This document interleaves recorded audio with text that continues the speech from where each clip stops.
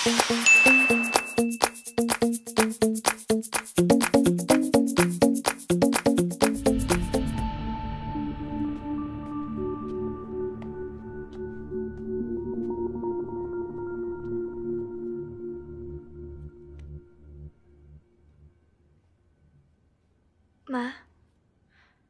Anak, mabutit nagising ka na. Si Shane po. Don't worry, she's okay. Ma, andito ba siya? Gusto ko siya makita eh. Shane? Shane, saan ka pupunta? Shane! Shane! Shane, saan ka pupunta? Shane, bumalik ka dito! Bes, okay ka lang?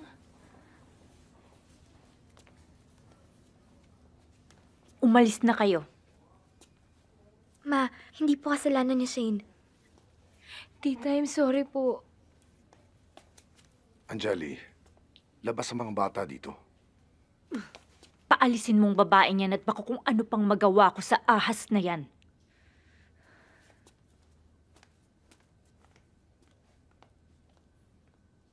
Shane, halika na.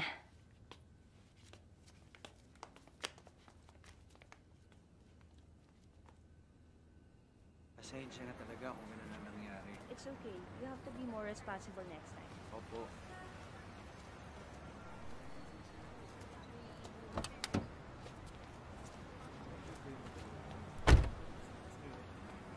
Ma, bakit galit na galit sa'yo si Tita Angelie? Let's talk about it later when we get home, okay? Basta kung ano sabihin nila, huwag kang maniniwala.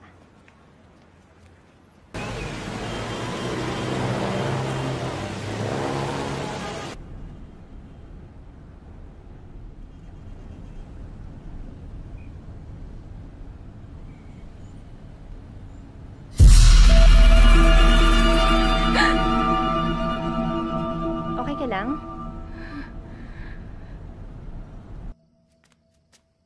Ma? Ano pong gagawin niyo dyan? Bigay po yan sa atin ni Tita Beth.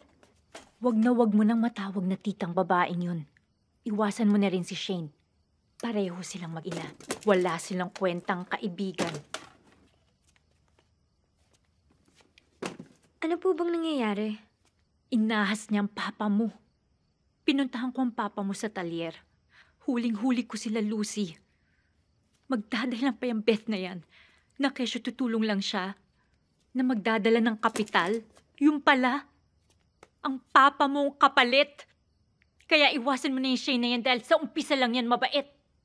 Best friend ko po si Shane. At anong akala mong turing niya sa'yo? Kung ano-ano lang ang binibigay niya sa'yo dahil napapasunod ka niya?